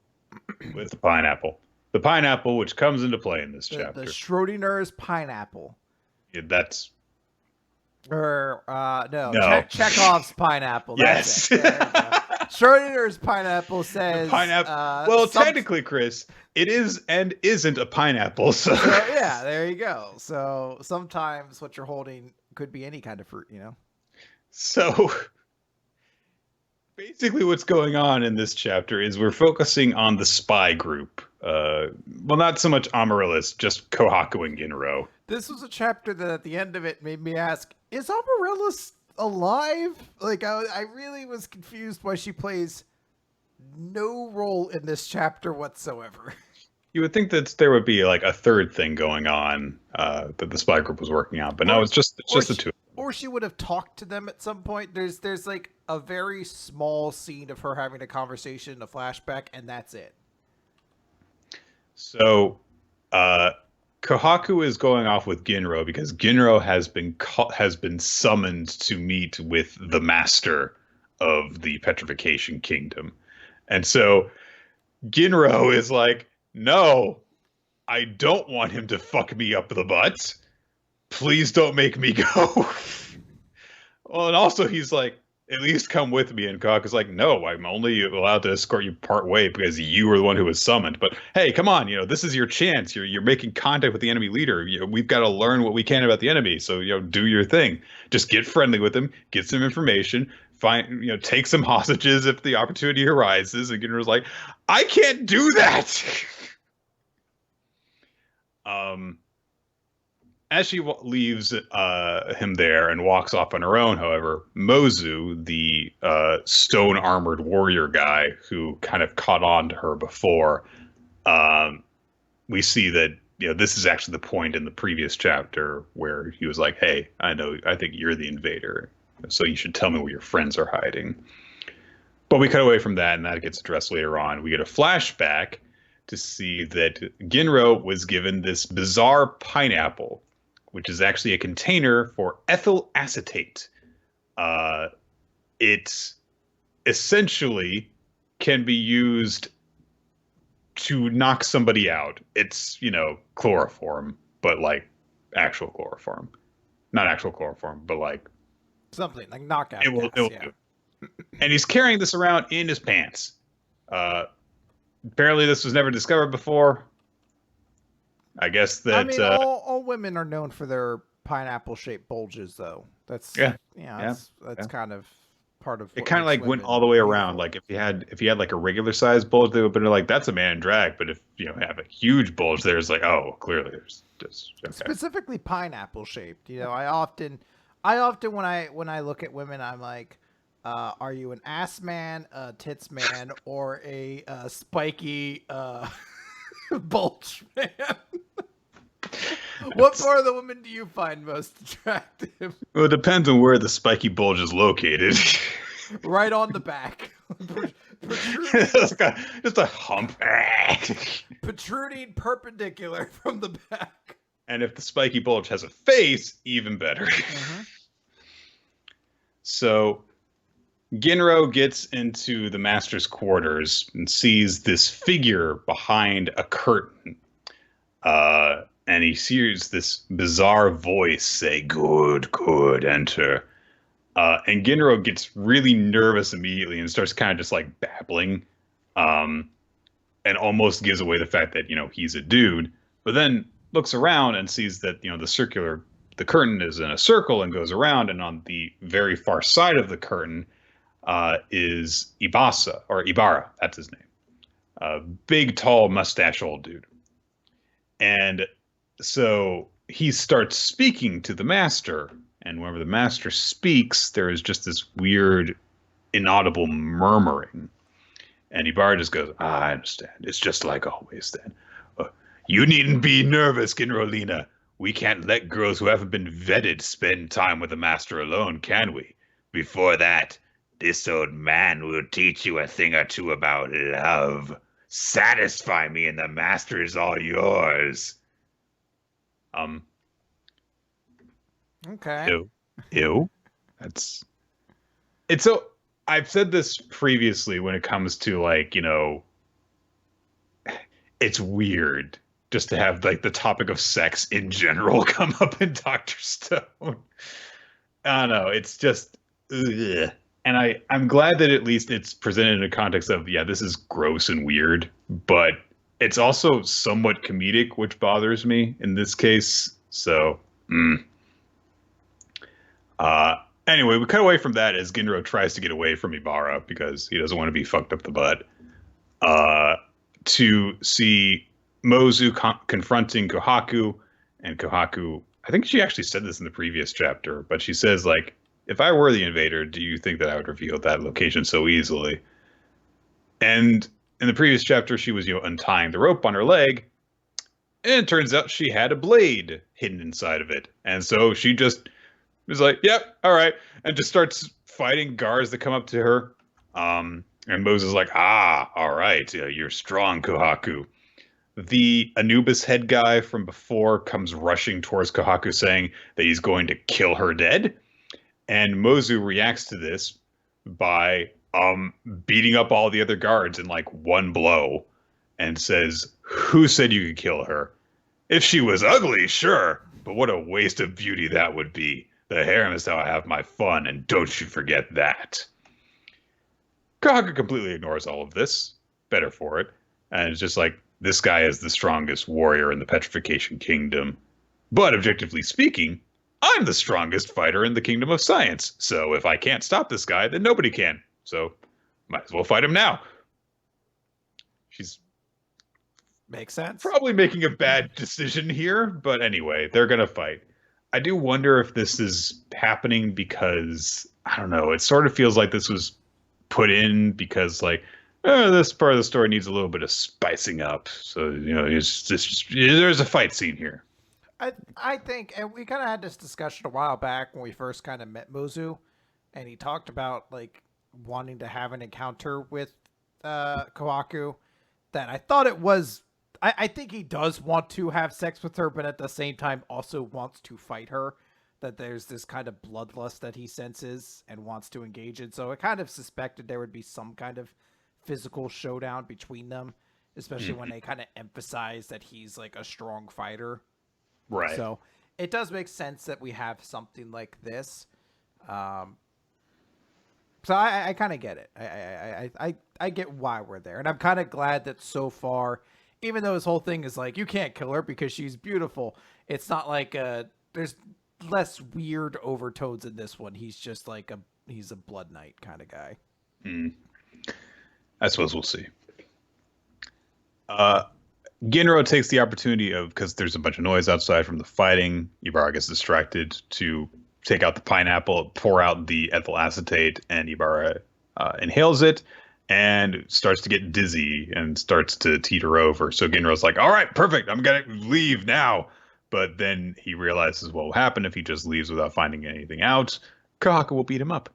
So he decides to peek through the curtain and get a look at the master. But when he looks at the master, he sees a statue. Dun, dun, dun. The master's been petrified. But as he looks at it, he realizes that the face looks a lot like Soyuz. Ooh. Also, then the light comes out more clearly, and he sees that part of the face has been broken off. It's actually really gruesome looking, because you can like see that like a big chunk is missing, and like so it's like the mouth is uncovering these broken teeth, and you can see like part of like the innards of the skull. So, ew. And Ginro gets freaked out by this, and when he sees this, Ibarra realizes what Ibarra comes to and realizes that Ginro Lina, quote unquote, has seen this and can't be allowed to tell anyone. And there's a big scary picture of him reaching towards Ginro with these big clawed hand. And then there's one shot of Kohaku fighting with Mozu, and that's the end of the chapter. I think it's a fine chapter. I don't have a ton to really say about it. Not really. I feel like I should like this chapter more because we're getting like some creepy imagery that's super awesome, and we're finding out reveals. But I don't know. I'm waiting. Maybe nothing's just hitting me right now with Dr. Stone. Yeah, I wasn't a huge fan of this chapter either. I guess. I think it's because it's like I should feel like this reveal should be a lot bigger, but I'm kind of like waiting for like the actual important thing. Because like it's once they started hinting towards this, hidden master, while meanwhile Ibarra was doing stuff, it's not that big a surprise to see that like the supposed master isn't a real person. It's just a figurehead that Ibarra uses to actually lead the village. Okay, makes sense. It's a not too uncommon thing to have happen. And then there's the connection to Soyuz, but you already knew that Soyuz was from this village, so finding out that his family was important to it. All right. I did see someone tweet something, or maybe they sent a message into Discord about it. I guess when Amaryllis first started trying to seduce people, she seduced Soyuz first, and she said, "Oh, I thought it's because he had a leader-like quality to him." Mm-hmm. So it's a nice little tease there to yeah. Well, Chris, there's no 7 Deadly Sins. No, there's no sins this week. So let's get to talking about craziness. Promised Neverland. So. Emma and Ray are rushing to try and find Norman. They reach what seems like a dead end, and they're like, let's do our super jump ability. You see, Chris, at certain points in this adventure game, if you come to a marking on the ground, then you can do a special team-up ability where... This is how it works. So you gotta get all the things together, and then, yeah. Ray cups to give Emma a boost so that she can reach this one opening on the wall high up, and she jumps like 20 feet in the air as a result of this. she didn't. So Nick, a couple things are kind of like Promise Neverland's good at subtly doing things. So if you'll notice in the chapter where she makes the promise, she doesn't reveal what the promise is, but at the Right. very small text, kind of hidden within like the gibberish text, she And I get to asks jump really, really high. she asks for mad hops. So that's clearly where she got it, and no one is surprised because everyone knew that. Emma always dreamed of being a crazy basket. Well, what was the fuck slam ball? She always wanted to be a slam ball star. Oh, The weird spike the TV trampoline trampoline basketball. Yep, there you go. that's such like an early 2000s thing to reference. You got to though. People That have and, to like, remember it. hey, remember when the Game Show Network had a dodgeball competition show? In my heart, they still do. We cut over to the battle between all the demons. And some of the nobility are reacting to the fact that, even Daza was killed. And they're like, hey, that guy wasn't, he was lowborn, but hey, he was probably the second strongest member of of us here. And he was just killed by some random subordinate of Geelan's. So that means that Geelan and his men are both really, really strong. But one of the ones who's observing this is like, but still, that's kind of weird. Like, if the Geelan clan is behind all the attacks, then they should have eaten the stolen meat. They shouldn't look like wild demons still, which means that the assault and the burglaries must have a separate mastermind. But who is it? Who? Anyway, the queen's just like, all right, I got this. And one of Geelan's men observes that she's making Iverk, the Grand Vizier kind of figure who approached Geelan when he was in prison, made him back down because he is actually so important to the regime that the queen would be in a lot of trouble if she lost him. So it's interesting to have that little bit of, hey, if I lose this really important guy, then I'm not going to be able to run my kingdom. So I'm just going to kill all these fuckers myself and make sure that none of these guys get killed. So Geelan's men step forward and they're like, we're going to devour the queen. We're going to kill that boy. Lord Geelan's going to become king. So they go rushing after the queen and she starts destroying them. Well, she starts by activating her spider thread like fucking razor whip fingers, and you're like, every anime has to have one. Similar to the way a DC character has to have a cold-based supervillain, every anime needs to have a character with razor whip fingers. She goes Lady Deathstroke on them by extending her fingernails into super sharp blades. But most of the rest of the chapter is spent focusing on Geelan's men and their story, and how essentially they're so loyal that when he was cast out, they stood beside him. They objected to the queen's ruling. And so, Iverk was like, well, if you're disobeying her ruling, then you're going to receive the same punishment. And they were warned, like, you've got to withdraw your remarks. But there was that, and they were like, hey, listen, don't. There was actually a bit where, Geelan's family told them, like, hey, you shouldn't worry about us. There's no need for you to get punished along with us. And instead, Geelan's men were like, you're so noble. You still worry about us even when you're in your worst moment. You care about us and aren't worrying about yourselves. But they're like, no, we're not going to succumb. We're going to follow you. We know you're innocent, and we will not recognize a crime that you did not commit. So they willingly gave themselves up. And they're like, they were there as Geelan, lost his family. And when he descended into, the wild and madness, a bunch of them sacrificed their lives to both Geelan and those remaining so that he could continue to live on. And they're like, we survived thanks to the sacrifice of our former citizens. They allowed us to live. That's why we have the duty to attest to the truth. That's why we have to carry on. We didn't fall and they didn't get eaten so that you all could laugh and grow fat. This won't end until justice prevails. We will get our revenge. And even as Lagravima is cutting down member after member of Geelan's army. One of them manages to get an opening and get in behind her, and even then she just ducks his blow and cuts behind her and cuts his face in half.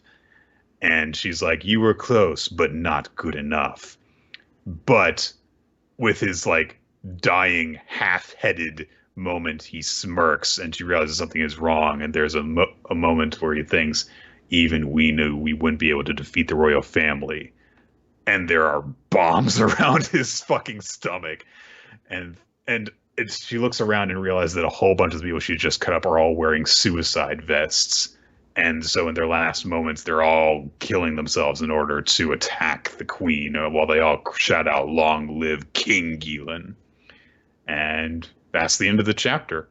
It's a really cool moment. And it's nice.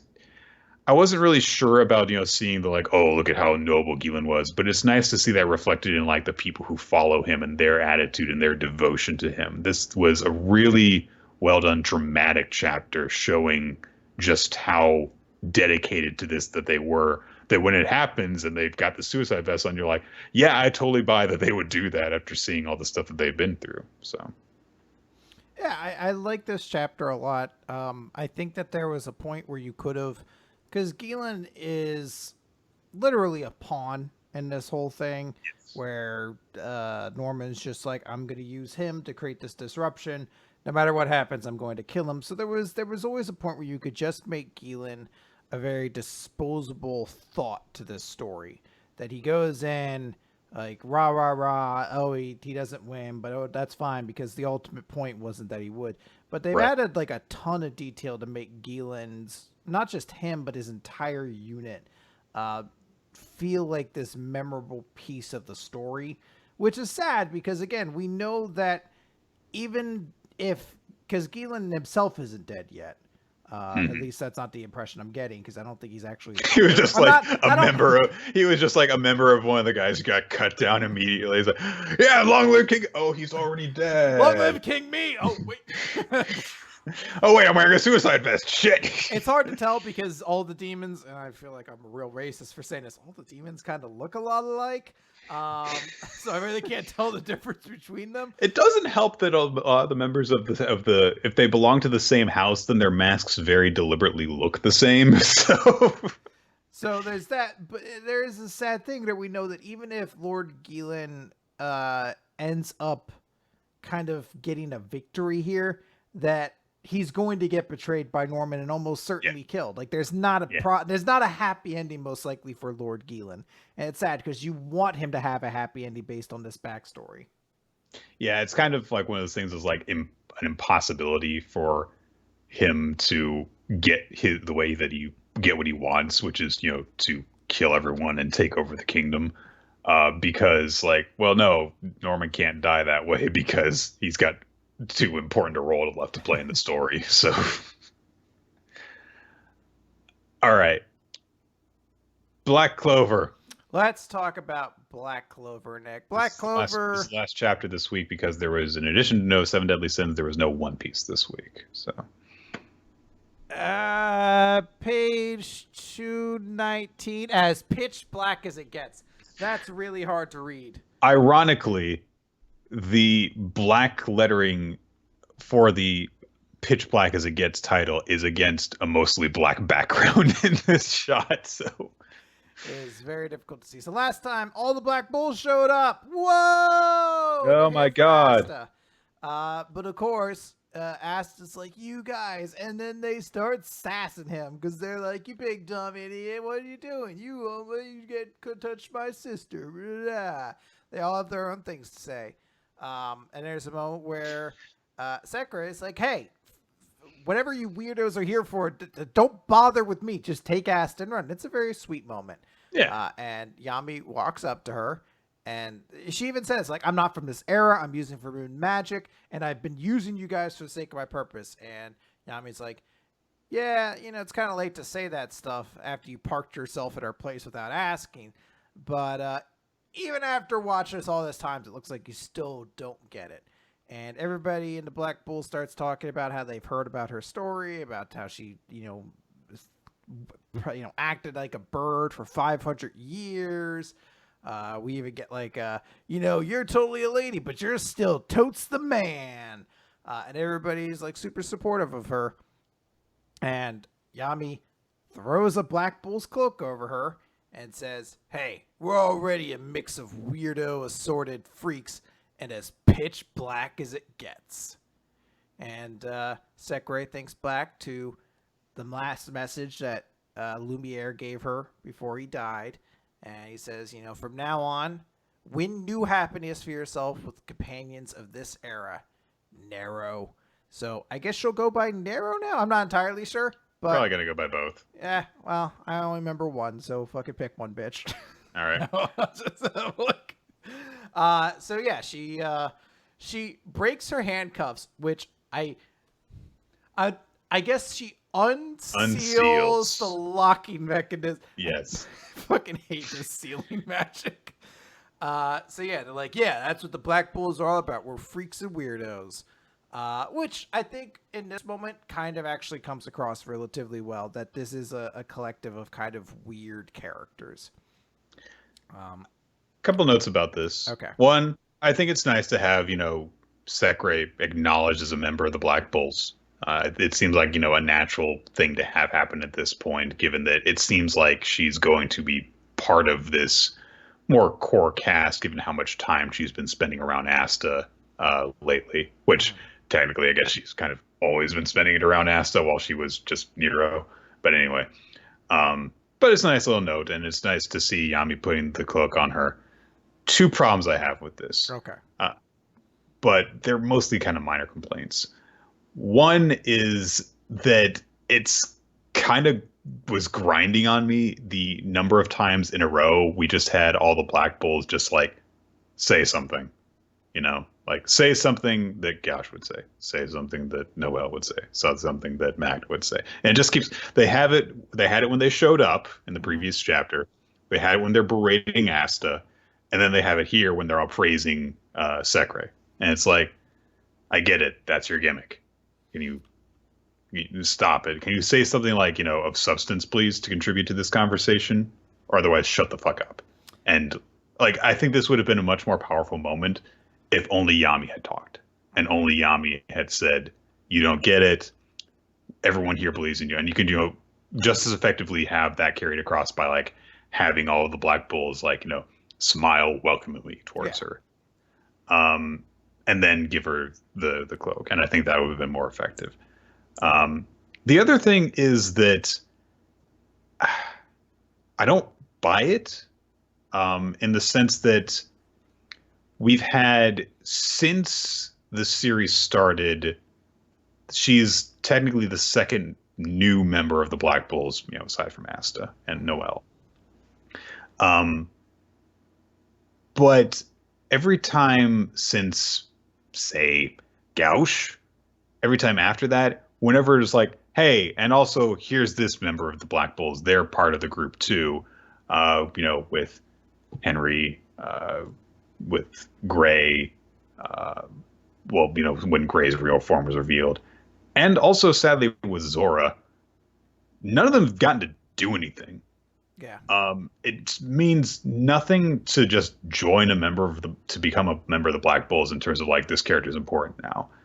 It's one of those things where it's like, it should feel like, important to join this group because it's the group of heroes. And a little bit of spoilers for the end, it seems as though we're going to be following them a little bit more exclusively. They're going to just kind of be off on their own as opposed to teaming up with other units and stuff like that.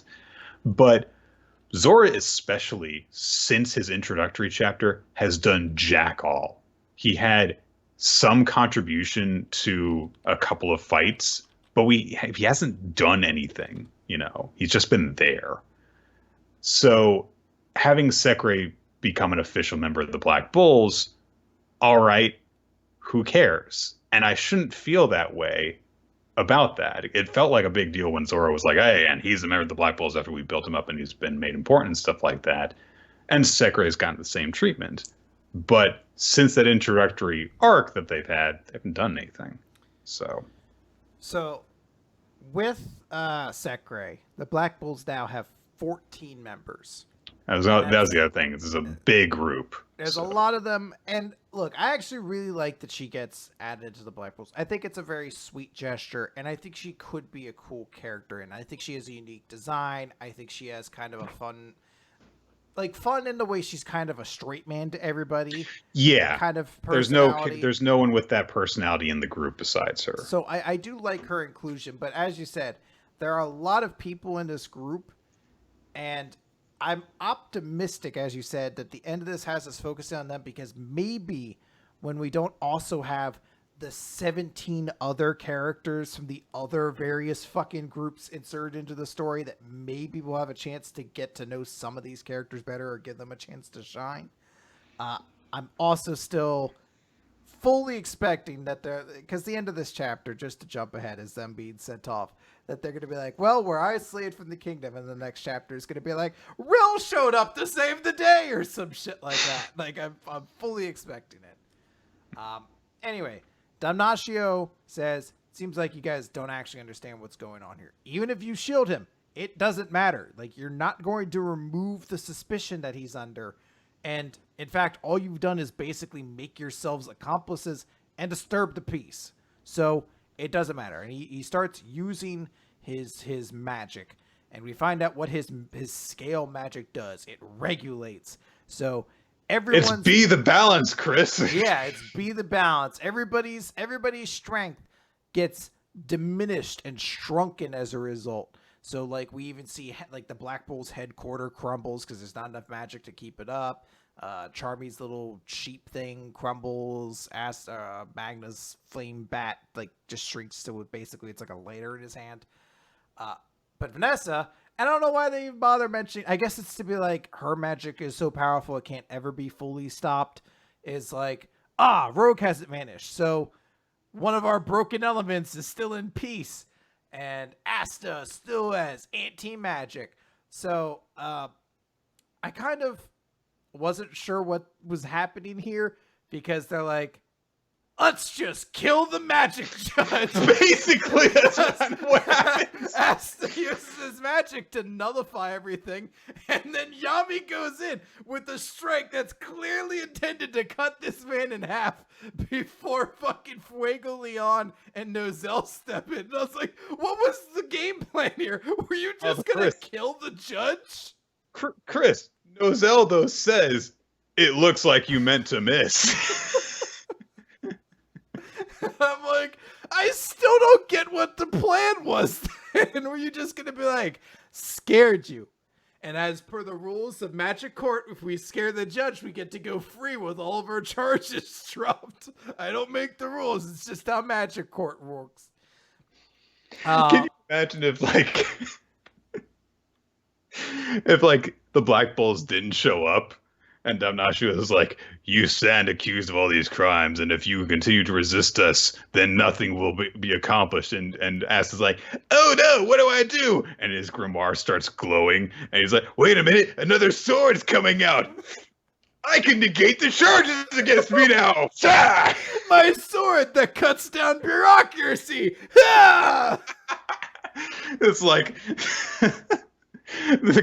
the parliament that they're in just like crumbles around them. Yay, anarchy! It becomes a Denny's. Everyone's like, what the fuck? He's like, I removed law and order. Due process has been destroyed. As a result of that, the FDA went away too. That's why it's a Denny's. So we're running short on time. So essentially, they show up. They're like, hey. They use their clout to be like, well, we can't lose capable knights, which I do like how they give some reason for why two nobles are stepping in to be like, hey, let's, don't kill these guys. But they can't remove the charges. So what they do is like, we brought a mission from the Wizard King, and the Wizard King says that while they're suspected to be devils, they are to be exiled and kept under observation, but they will be assigned to a mission of exploring and investigating the devils. So that's what we get. They're going to be exiled from the kingdom, which goes to kind of move us towards this let's start investigating the other kingdoms thing.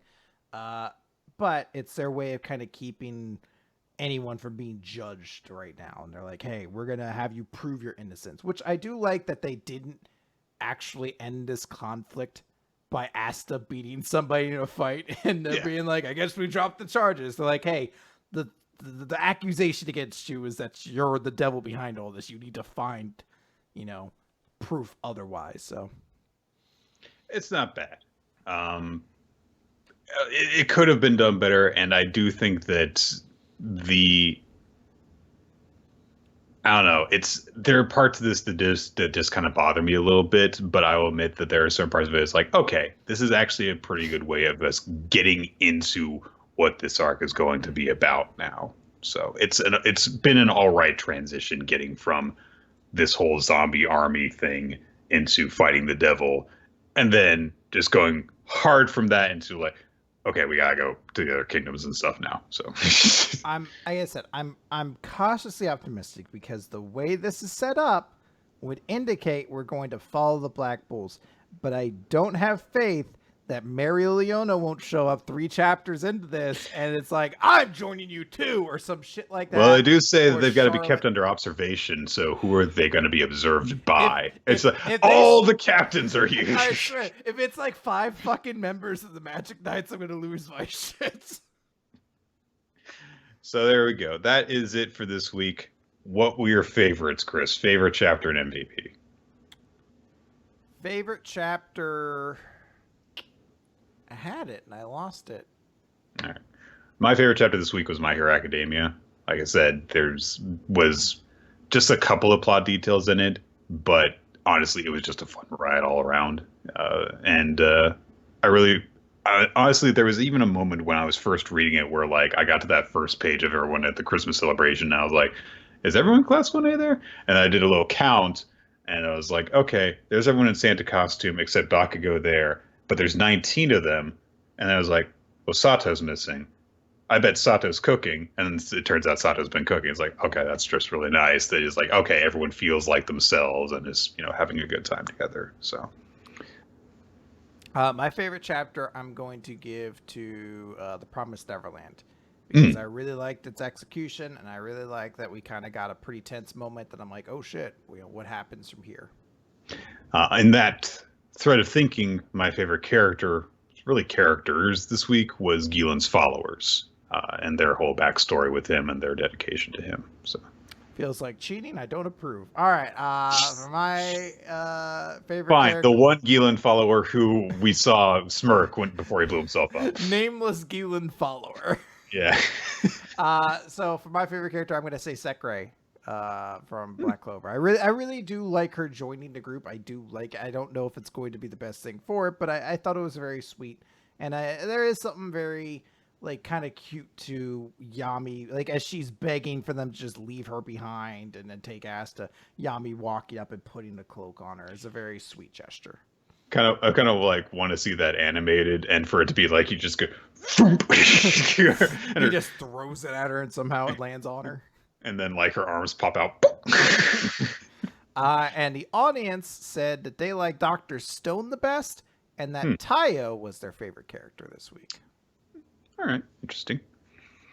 All right, guys. That is gonna be it. We want to thank you guys for joining us for Weekly Manga Recap. We record the show around 7:30 to 8 Eastern Time in the evening on Wednesdays. But for changes, you can follow us on Twitter to stay updated on that kind of thing. At Rolo T, at Nick F. Time are your 2 hosts, and at WMR Podcast is the main podcast account. That's the word I was looking for. Anyway, I know I'm good at my job, Chris. Okay. I love it. If you want to check out past episodes, you can check us out on weeklymangarecap.podbean.com as well as on YouTube and iTunes. If you want to suggest a series for us to read or leave general feedback or that kind of thing, we've got a Discord channel. We've got an email account, weeklymangarecap@yahoo.com. If you go on the Discord server, you will see the giant-ass spreadsheet that is maintained by Ninja X3i, where you can see stuff that we are currently working through, stuff that has already been recommended that you can chime in on. Make sure you go onto that and leave a Halloween recommendation because we're coming up on October in a few weeks. And also you can vote for the year-end supplemental awards that we'll get into when there's a big break in manga running and we have to talk about something else. Yep. Special thanks go out to our Patreon supporters, patreon.com/weekly manga recap, as well as to Wensleydale Cheddar. I'm forgetting all the names right now. Infamous Planet, Steve Man, Milo Jack Stilts. Milo Jack Stilts. Yes, those are all the names. There you all go. the helping make the podcast look all special and stuff. Mm-hmm. Like Because we couldn't do specialized. that. We're No. we're talentless hacks. So It was like a week I tried to do Photoshop, and I realized just how absolutely terrible at it I am. yeah, there you go. Thanks, guys. And that's gonna do it. Yeah. We'll catch you all next week. All right, Nick, something to send us off.